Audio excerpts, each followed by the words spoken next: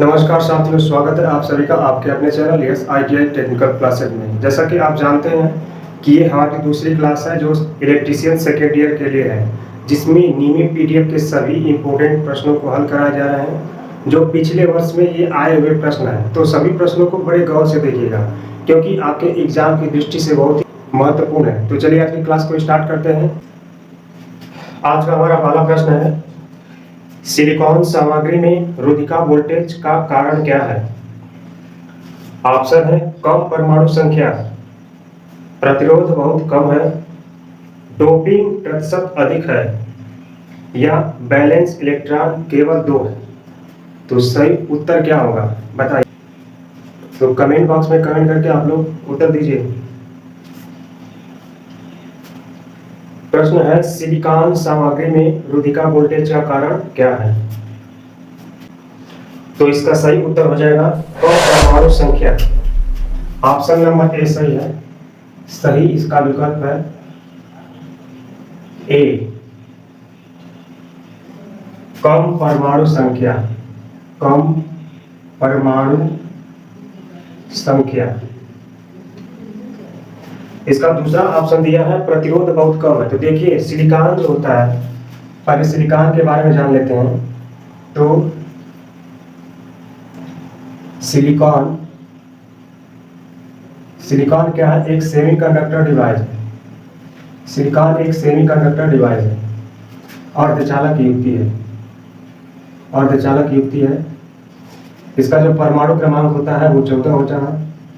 परमाणु क्रमांक 14 होता है। अगर इसको हम बांट दें तो पहले कक्षा में कितने इलेक्ट्रॉन हो जाएंगे? 2 इलेक्ट्रॉन हो जाएंगे। सिलिकॉन 14 को अगर बांटे तो दूसरे कक्षा में कितने इलेक्ट्रॉन होगा? 8 होगा। यानी 8 में 2 जोड़ेंगे तो कितना हो जाएगा? 10 हो जाएगा। और टोटल 14 है तो बचा कितना? 4 बचा। यानी अंतिम कक्ष में कितने इलेक्ट्रॉन है? अंतिम कक्ष में 4 इलेक्ट्रॉन है। तो जिस तत्व के अंतिम कक्ष में 4 इलेक्ट्रॉन होते हैं वो अर्धचालक की श्रेणी में आते हैं। इसका मतलब कि जो सिलिकॉन है वो अर्धचालक पदार्थ है। ठीक है, तो इसलिए अर्धचालक का जो प्रतिरोध होता है वो उच्च होता है। ठीक है, इसका मतलब दूसरा विकल्प भी सही नहीं है और तीसरा भी नहीं सही है। और चौथा है आपका बैलेंस इलेक्ट्रॉन केवल 2 होता है। तो बैलेंस इलेक्ट्रॉन वह इलेक्ट्रॉन होता है जो किसी परमाणु के अंतिम कक्ष में इलेक्ट्रॉनों की संख्या होती है। ठीक है, तो यहाँ पे अंतिम कक्ष में इलेक्ट्रॉनों की संख्या क्या है?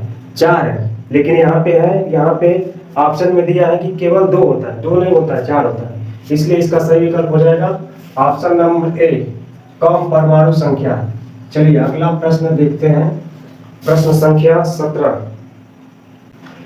रिवर्स बायस्ड डायोड में चौड़ी बाधा का कारण क्या है? ऑप्शन है 2 सामग्रियों में अल्पसंख्यक वाहक उदासीन होना। ऑप्शन इसका बी है एन मटेरियल से इलेक्ट्रॉन तेजी से पॉजिटिव टर्मिनल में जाता है। ऑप्शन नंबर सी है पी सामग्री में होल नकारात्मक टर्मिनल से टर्मिनल के लिए आकर्षित किया गया, यानी आकर्षित किया जाता है। ऑप्शन डी है इलेक्ट्रॉन और होल आपूर्ति टर्मिनलों की ओर आकर्षित होता है। तो इसका सही विकल्प क्या होगा? कमेंट बॉक्स में कमेंट करके जरूर बताइए। देखते हैं कितने जने बता पाते हैं इसका सही उत्तर। चैनल पे जितने जने नए हैं वो चैनल को सब्सक्राइब कर लीजिए और वीडियो को लाइक कर दीजिए। लाइक करते हैं तो हम लोग को एक हौसला मिलता है, एक एनर्जी मिलती है। तो 17 नंबर प्रश्न का सही विकल्प है ऑप्शन डी, यानी डी वाला जो विकल्प है वो सही है। इलेक्ट्रॉन और होल्स आपूर्ति टर्मिनलों की ओर आकर्षित हो जाते हैं। यानी जो आपका डायोड होता है, डायोड में 2 टर्मिनल होते हैं, एक होता है एनोड और एक होता है कैथोड। ठीक है, और ये डायोड का सिंबल होता है। अगर भौतिक संरचना देखें तो डायोड कुछ इस तरह का होता है जो पी-एन जंक्शन से बना होता है। पी टाइप और एन टाइप सेमीकंडक्टर से बना होता है। ठीक है। अब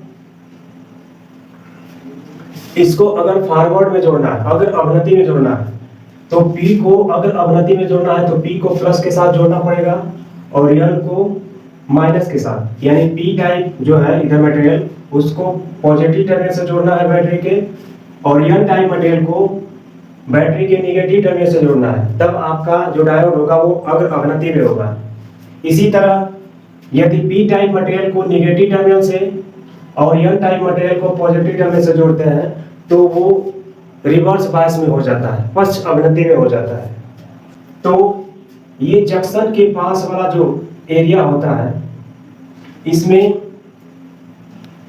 डोनर और एक्सेप्टर आयन आ जाते हैं, डोनर और एक्सेप्टर आयन आ जाते हैं। डोनर पॉजिटिव होता है, एक्सेप्टर नेगेटिव होता है, इस पे कोई चार्ज नहीं होता। ये दो जो होते हैं ये उदासीन होते हैं, ये उदासीन होते हैं, चार्जहीन होते हैं। जब पीएन संधि के जंक्शन के पास में अचल आवेश वाहक उपस्थित हो जाते हैं तो इन्हें हम पोटेंशियल बैरियर के नाम से जानते हैं।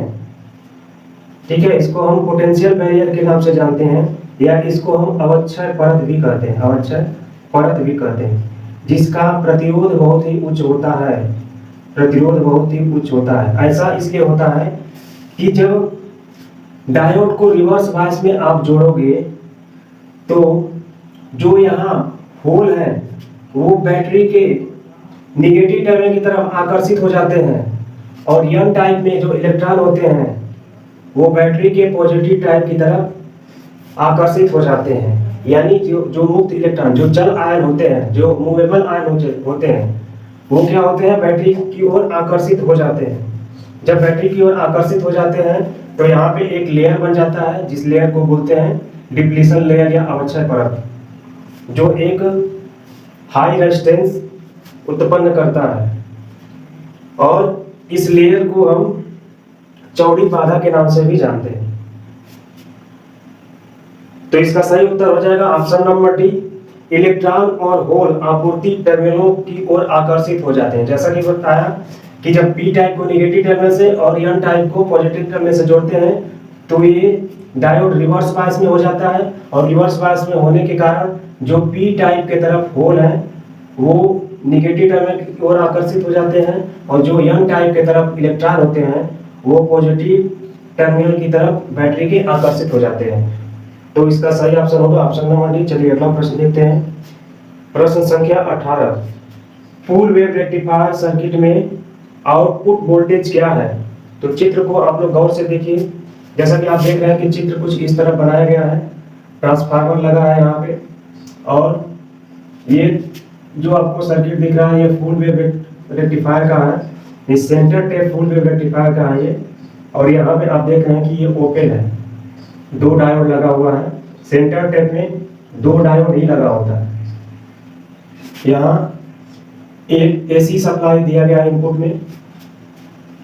आप देख रहे हैं कि यहाँ सर्किट ओपन है। जब सर्किट ओपन होगा तो डायोड कोई आउटपुट नहीं देगा, इसका मतलब कि नो आउटपुट। इसका सही उत्तर हो जाएगा option number A, no output, no output, यानी कोई आउटपुट नहीं देगा। अब आउटपुट कब देगा? जब इस टर्मिनल के बीच में एक आप रेजिस्टेंस लगा देंगे तो इसकी सर्किट कंप्लीट हो जाएगी और ये काम करना स्टार्ट कर देगा तो आउटपुट मिलने लगेगा। अब ये लोड नहीं है तो इसलिए कोई आउटपुट इस सर्किट से नहीं मिलने वाला है। यह जो आप चित्र देख रहे हैं ये centre tap full wave rectifier का है, centre tap full wave rectifier का है, फुल वेव रेक्टिफायर का है, जिसमें दो डायोड होते हैं। Centre tap full wave rectifier में दो डायोड होते हैं जिसकी इफिशियंसी 81.2% होती है, और इसकी जो इनपुट फ्रीक्वेंसी होती है वो 2 सप्लाई फ्रीक्वेंसी, यानी सप्लाई फ्रीक्वेंसी के दोगुने इसकी फ्रीक्वेंसी होती है। ठीक है, और इसका आरएमएस वैल्यू होता है full wave centre tap full wave rectifier का आरएमएस जो वैल्यू होता है वो भी Vm/2 होता है। तो चलिए अगला प्रश्न देखते हैं, प्रश्न संख्या 19 नंबर। कौन सा फिल्टर सर्किट रेक्टिफायर सर्किट में वोल्टेज स्पाइक्स को हटाने में सक्षम है? विकल्प है एलसी फिल्टर, नेक्स्ट विकल्प है आरसी फिल्टर, या संधारित्र इनपुट फिल्टर, या श्रेणी प्रेरकत्व फिल्टर। बताइए कौन सा फिल्टर वोल्टेज स्पाइक्स को हटाने में सक्षम है?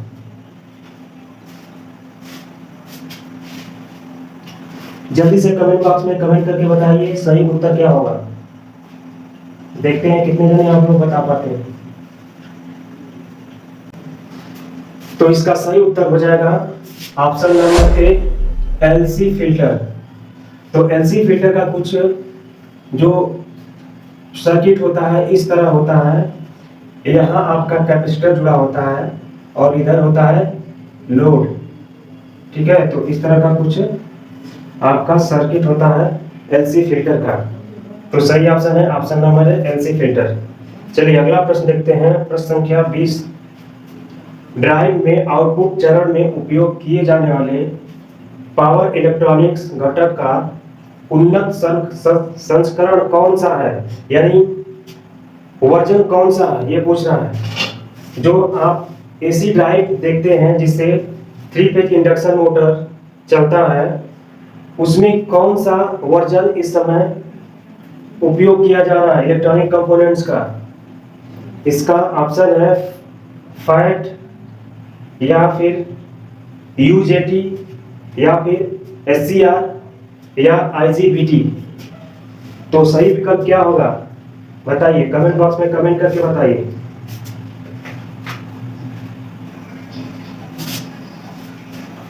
तो इसका सही विकल्प है ऑप्शन नंबर ए, आईजीबीटी। आईजीबीटी। तो चलिए आईजीबीटी के बारे में जान लेते हैं कि आईजीबीटी क्या है। तो आईजीबीटी एक इलेक्ट्रॉनिक डिवाइस है, एक पावर इलेक्ट्रॉनिक डिवाइस है, पावर इलेक्ट्रॉनिक डिवाइस है। ठीक है, आईजीबीटी का पूरा नाम होता है इंसुलेटेड गेट बाइपोलर ट्रांजिस्टर। ठीक है, आईजीबीटी के 3 टर्मिनल होते हैं। आईजीबीटी के 3 टर्मिनल होते हैं, एमीटर, कलेक्टर और गेट। आईजीबीटी का उपयोग कहाँ होता है? तो ट्रिगरिंग में होता है, और मोटर की गति नियंत्रण में होता है, मोटर की गति नियंत्रण में होता है। ठीक है, तो ये है आईजीबीटी। तो आईजीबीटी के बारे में पूछता है, आईजीबीटी का फुल फॉर्म पूछेगा, इसके बाद आईजीबीटी का यूज कहाँ होता है, और आईजीबीटी के कितने टर्मिनल होते हैं? तो 3 टर्मिनल होते हैं, एमीटर, कलेक्टर और गेट। अब जान लेते हैं फैट के बारे में। तो फैट का पूरा नाम होता है फील्ड इफेक्ट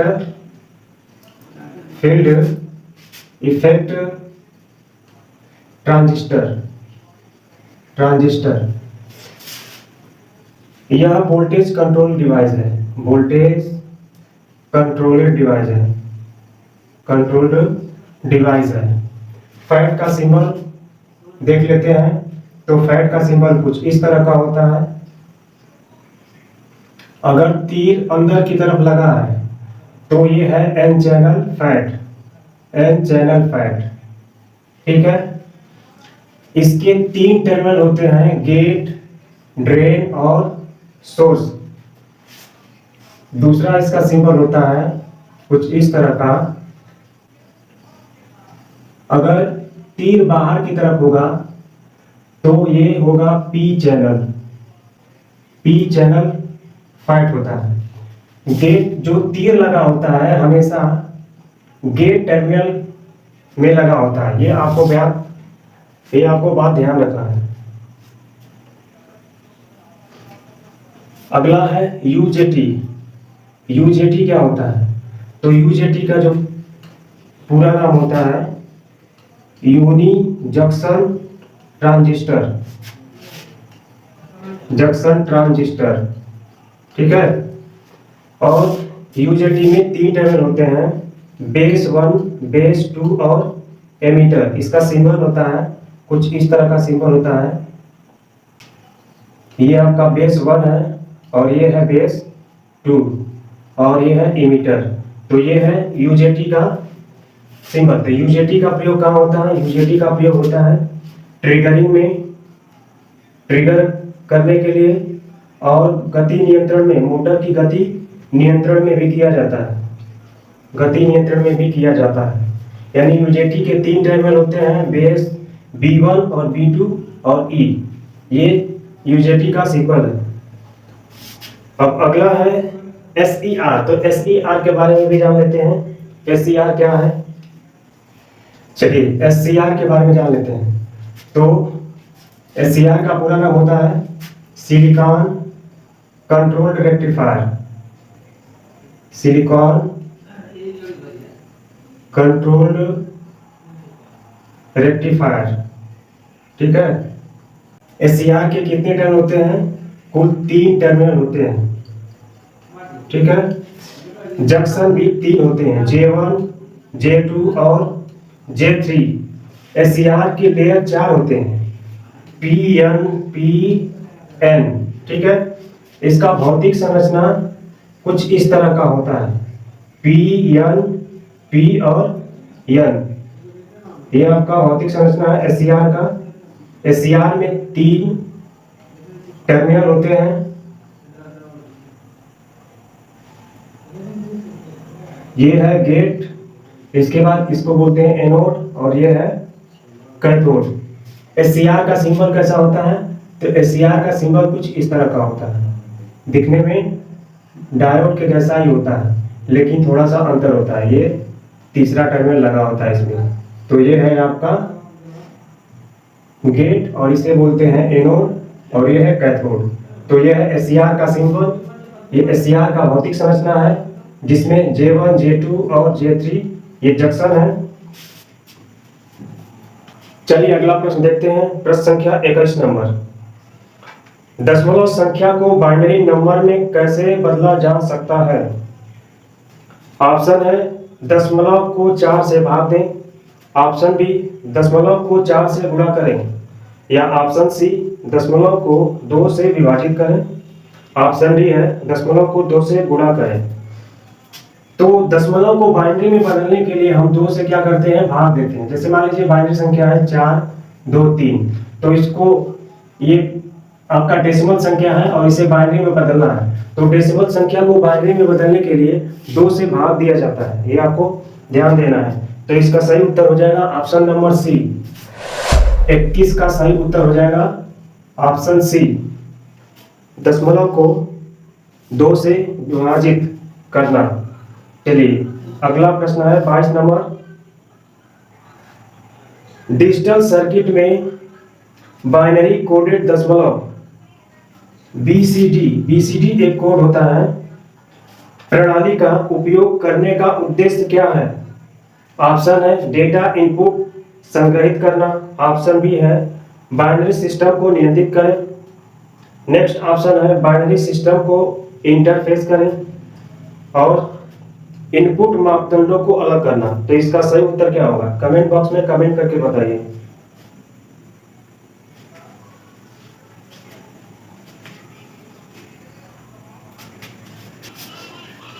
तो इसका सही उत्तर है ऑप्शन नंबर ए, इनपुट, डेटा इनपुट संग्रहित करना, डेटा इनपुट संग्रहित करना, स्टोरिंग द डाटा इनपुट्स।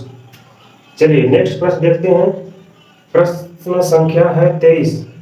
सत्य तालिका किस लॉजिक गेट को संदर्भित करता है? तो सत्य तालिका को आप देखिए और बताइए कि किसको यह संदर्भित करता है।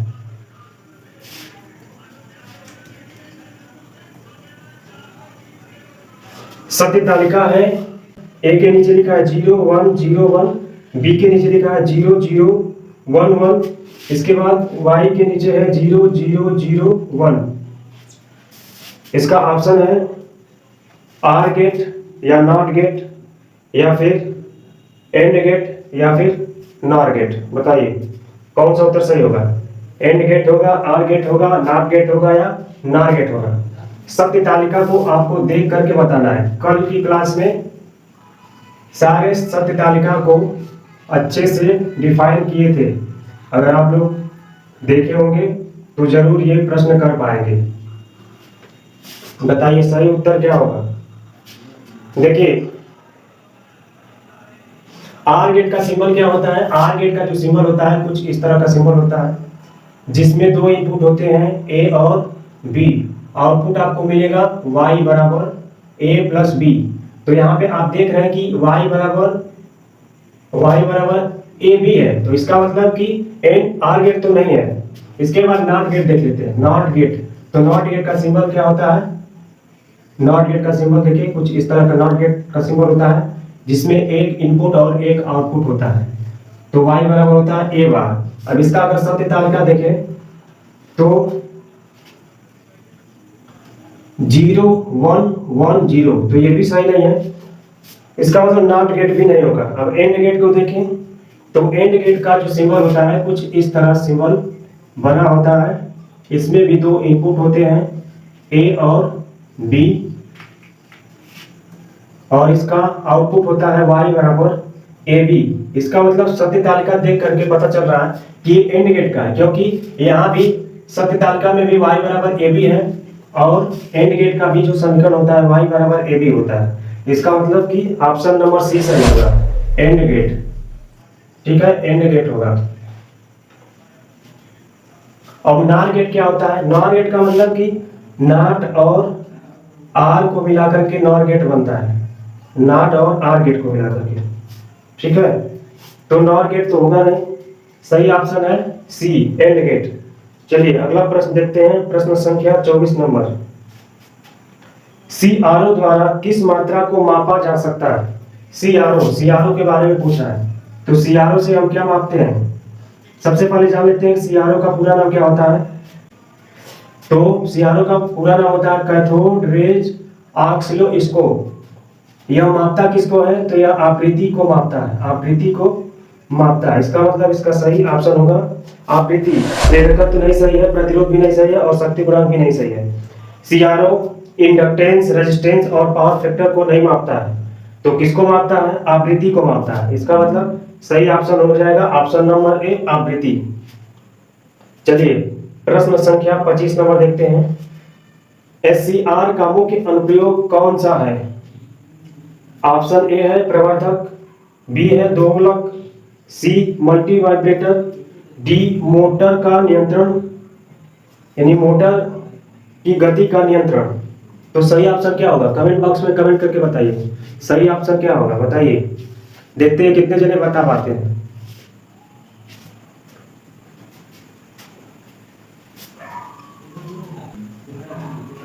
तो अभी अगले क्वेश्चन में SCR के बारे में अच्छे से बताया गया है।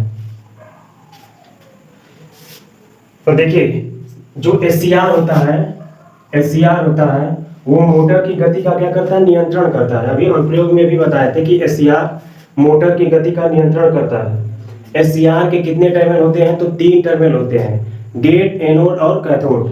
SCR के परत कितने होते हैं? तो 4 परत होते हैं, PN। जंक्शन कितने होते हैं? 3 होते हैं, J1, J2 और J3। ठीक है, तो इसका सही विकल्प हो जाएगा डी, ऑप्शन डी, मोटर का गति नियंत्रण, स्पीड कंट्रोल ऑफ मोटर। चलिए अगला प्रश्न देखते हैं 26 नंबर। चर प्रतिरोध R1 का कार्य क्या है? तो यहाँ पे आप देख रहे हैं एक चित्र में वेरिएबल रेजिस्टेंस लगा, ऐसे आपको तीर की तरह दिख रहा होगा, ऐसे तीर की तरह दिख रहा होगा। ये रेजिस्टेंस को काटा गया है, इसका मतलब ये वेरिएबल रेजिस्टेंस है। तो इसका काम, चलिए ऑप्शन देख लेते हैं। R2 में धारा को नियंत्रित करता है, ओवरलोड से ड्राइव की रक्षा करता है, या ओवरलोडिंग से RF फिल्टर की सुरक्षा करता है, या ड्राइव को ट्रिगर करने के लिए पल्स दर को नियंत्रित करता है। तो सही विकल्प क्या होगा, बताइए। कमेंट बॉक्स में कमेंट करते रहिए और वीडियो को आप लोग लाइक भी कर दीजिए और साथ साथ शेयर कर दीजिए। तो इसका सही विकल्प हो जाएगा ऑप्शन नंबर डी। ड्राइव को ट्रिगर करने के लिए पल्स दर को नियंत्रित करता है। चलिए अगला प्रश्न देखते हैं। प्रश्न संख्या 27 नंबर। ट्रांजिस्टर बेस में C1 के माध्यम से L1 को जोड़ने का उद्देश्य क्या है? चित्र को गौर से देखिए और बताइए। ऑप्शन इसका दिया है डीसी आपूर्ति प्रदान करता है, सकारात्मक फीडबैक प्रदान करता है, या नकारात्मक फीडबैक प्रदान करता है, या ट्रांजिस्टर अभिनति वोल्टेज प्रदान करता है। सही उत्तर क्या होगा कमेंट बॉक्स में करके बताइए। कमेंट बॉक्स में उत्तर जल्दी से टाइप करिए। तो देखिए यहाँ पे आप देख रहे हैं चित्र में कि C के पैरेलल में L लगा है, यानी कैपेसिटर के पैरेलल में इंडक्टर लगा है। तो कैपेसिटर के पैरेलल में इंडक्टर लगा है, इसका मतलब इसका सही उत्तर होगा सकारात्मक फीडबैक प्रदान करता है। ऑप्शन नंबर इसका बी सही हो जाएगा, सकारात्मक फीडबैक प्रदान करता है। चलिए अगला प्रश्न देखते हैं। प्रश्न संख्या है 28। कंडक्टर, सेमी कंडक्टर और इंसुलेटर के रूप में एक सामग्री तय करने के लिए मापदंड क्या है? ऑप्शन है परमाणु संबंध संरचना, परमाणु में बैलेंस इलेक्ट्रॉनों का अस्तित्व। अगला ऑप्शन है सामग्री के परमाणु का परमाणु भार, या सामग्री के परमाणु की परमाणु संख्या। सही उत्तर क्या होगा कमेंट बॉक्स में कमेंट करिए, जल्दी से उत्तर दीजिए, टाइप करिए। क्लास आपको कैसी लग रही है कमेंट बॉक्स में कमेंट करिए। एक एक प्रश्न आपको अच्छे तरीके से हल कराए जाएंगे। एक एक चीज, कोई भी आपके सीबीटी एग्जाम का एक भी प्रश्न छूटने वाला नहीं है यदि आप थ्योरी के क्लास को देख लेते हो। यानी एमसीक्यूज के साथ ये थ्योरी का भी क्लास है, कॉम्बो क्लास चल रहा है। आपका एमसीक्यूज के साथ थ्योरी भी तैयार हो जाएगा। थ्योरी देख लीजिए। देखिए किसी भी पदार्थ को चिन्हित करना है तो उसके बाहरी कक्ष में कितने इलेक्ट्रॉन होते हैं, इसको आपको इलेक्ट्रॉनिक विन्यास के माध्यम से चेक करना पड़ेगा। जैसे मान लीजिए कॉपर है तो कॉपर का परमाणु क्रमांक कितना होता है 29 होता है। अब इसको अगर बांटते हैं कक्षा में तो पहले कक्षा में कितने इलेक्ट्रॉन होंगे 2 इलेक्ट्रॉन, दूसरे कक्षा में कितने इलेक्ट्रॉन हो जाएंगे 8, तो ये हो जाएगा 10। इसके बाद ये हो जाएगा 18, तो 10 8 यानी 18 में फिर 10 जोड़ेंगे तो कितना हो जाएगा 28, यानी अंतिम कक्षा में कितना इलेक्ट्रॉन होगा 1 होगा। यानी कॉपर के अंतिम कक्षा में 1 इलेक्ट्रॉन है। ठीक है, तो बाहरी कक्षा में यदि 1 या 2 इलेक्ट्रॉन हो या 3 इलेक्ट्रॉन, तब उस मटेरियल को यानी पदार्थ को चालक कहते हैं। ठीक है, यदि बाहरी कक्ष में 4 इलेक्ट्रॉन है तो वह जो पदार्थ होता है तत्व होता है वो आपका अर्धचालक होता है। इसके बाद 4 से अगर अधिक है, जैसे 5 है 6 है 7 है 8 है, तब ये कुचालक की श्रेणी में आ जाता है, कुचालक की श्रेणी में आ जाता है। ठीक है, तो किसी भी तत्व के बाहरी कक्ष में इलेक्ट्रॉन कितने हैं उसके आधार पर हम चालक, अर्धचालक और कुचालक की श्रेणी में बांटते हैं। तो इसका सही ऑप्शन होगा ऑप्शन नंबर बी, परमाणु में बैलेंस इलेक्ट्रॉनों का अस्तित्व। अगला प्रश्न है 29 नंबर। पी टाइप सेमीकंडक्टर बनाने के लिए किस डोपिंग सामग्री का उपयोग किया जाता है? ऑप्शन है बोरान, आर्सेनिक, एंटीमनी, फास्फोरस। तो इसका सही उत्तर क्या हो जाएगा बताइए। कमेंट बॉक्स में कमेंट करते रहिए, उत्तर देते रहिए, ताकि आपको भी ये लगे कि हमारी तैयारी कितनी है, आप खुद को चेक कर सकें। तो सेमी कंडक्टर 2 तरह के होते हैं, एक होता है शुद्ध और दूसरा होता है अशुद्ध। ठीक है, अशुद्ध का मतलब कि प्योर सेमीकंडक्टर में जब आप बाहर से कोई पदार्थ मिलाते हैं तो उस सेमीकंडक्टर को अशुद्ध सेमीकंडक्टर के नाम से जाना जाता है। अब अशुद्ध जो सेमीकंडक्टर होता है वो 2 तरह का होता है, पहला होता है पी टाइप और दूसरा होता है एन टाइप। ठीक है, और पी टाइप सेमीकंडक्टर कैसे बनता है, जब शुद्ध अर्धचालक में 3 संयोजी तत्व बाहर से अगर मिला देते हैं तो जो आपको अर्धचालक मिलता है वो होता है पी टाइप सेमीकंडक्टर। ठीक है। जब शुद्ध अर्धचालक में बाहर से 5 संयोजी तत्व मिला देते हैं तो वह होता है एन टाइप सेमीकंडक्टर। जो सेमीकंडक्टर होता है वो 4th ग्रुप का होता है। ठीक है, 4th ग्रुप का होता है और 14वें वर्ग का होता है। ठीक। और जो पी टाइप सेमीकंडक्टर में मटेरियल मिलाते हैं वो होता है 13वें वर्ग का, और एन टाइप में जो मटेरियल मिलाते हैं वो होता है आपका 15वें वर्ग का। ठीक है। तो पी टाइप सेमीकंडक्टर बनाने के लिए आपको त्रिसंयोजी तत्व मिलाना पड़ेगा और एन टाइप सेमीकंडक्टर बनाने के लिए आपको 5 संयोजी तत्व मिलाने पड़ेंगे। अब वो त्रिसंयोजी तत्व कौन कौन से हैं? तो त्रिसंयोजी तत्व होता है बोरान, एल्युमिनियम, गैलियम और इंडियम होता है। इसको याद करने का तरीका होता है बागी। बागी का मतलब होता है बी से बोरान होता है, ए से एल्युमिनियम होता है, जी से गैलियम और आई से इंडियम होता है। ठीक है।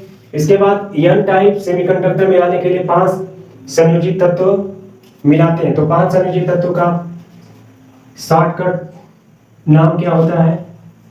शॉर्टकट फार्मूला याद करने का बाप होता है, बाप। ठीक है, BAAP, बाप। तो बी से आपका हो जाएगा बिस्मथ। ठीक है। और ए से हो जाएगा आर्सेनिक, ए से हो जाएगा एंटीमनी और पी से हो जाएगा फास्फोरस। ठीक। तो पी टाइप सेमीकंडक्टर बनाने के लिए बोरान को मिलाते हैं ज्यादातर और एन टाइप सेमीकंडक्टर बनाने के लिए फास्फोरस को मिलाते हैं ज्यादातर। तो इसका सही ऑप्शन हो जाएगा ऑप्शन नंबर ए, बोरान। बोरान को पी टाइप सेमीकंडक्टर बनाने के लिए मिलाया जाता है। चलिए अगला प्रश्न देखते हैं। आज की क्लास का यह अंतिम प्रश्न है, 30 नंबर। प्रवर्धन के लिए एनपीएन ट्रांजिस्टर के लिए किस प्रकार की अवनति आवश्यक होती है? Which type of biasing is required to a NPN transistor for application? बताइए सही उत्तर क्या होगा? विकल्प है इसका। ऑप्शन ए है बेस ग्राउंड, एमीटर और कलेक्टर पॉजिटिव। ऑप्शन बी है बेस निगेटिव, एमीटर पॉजिटिव और कलेक्टर निगेटिव। ऑप्शन सी है बेस पॉजिटिव, एमीटर निगेटिव और कलेक्टर पॉजिटिव। ऑप्शन डी है बेस पॉजिटिव, एमीटर निगेटिव और कलेक्टर निगेटिव। इसका सही उत्तर क्या होगा? तो प्रवर्धन के लिए पीएनपी ट्रांजिस्टर में कॉमन एमीटर अवनति आवश्यक होता है, क्योंकि कॉमन एमीटर बायसिंग एम्पलीफायर का ही प्रयोग ज्यादातर एम्पलीफाई करने में किया जाता है, प्रवर्धन करने के लिए किया जाता है, जिसका फिगर कुछ इस तरह से होता है। देख लीजिए फिगर, ऐसे फिगर बना होता है। और जो एमीटर होता है वो अर्थ होता है, अर्थ होता है यानी ये कॉमन होता है। यहाँ कलेक्टर जो होता है वो आउटपुट होता है, ये है आपका आउटपुट। और बेस इनपुट होता है। कॉमन एमीटर में जो बेस होता है वो इनपुट होता है और कलेक्टर आउटपुट होता है और एमीटर कॉमन होता है यानी अर्थ होता है। ठीक है। तो इसका सही उत्तर हो जाएगा option number C, base positive, emitter negative और कलेक्टर पॉजिटिव।